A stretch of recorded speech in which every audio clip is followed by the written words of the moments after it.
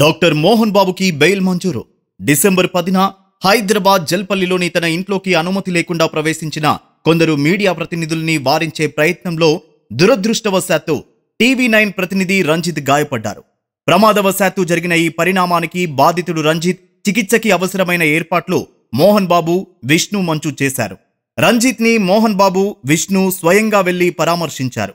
అతనితో పాటు మీడియా వర్గాలన్నింటికీ క్షమాపణలు తెలియజేశారు మోహన్ బాబు. అయితే ఈ సంఘటనని హత్యా ప్రయత్నంగా కేసు పెట్టారు జర్నలిస్టు సంఘాలు. ముందస్తు బెయిల్ కోసం మోహన్ బాబు తెలంగాణ హైకోర్టుని ఆశ్రయించగా కోర్టు తిరస్కరించింది. ఈ విషయమై మోహన్ బాబు సుప్రీంకోర్టుని ఆశ్రయించగా గురువారం నాడు బెయిల్ మంజూరు చేసింది.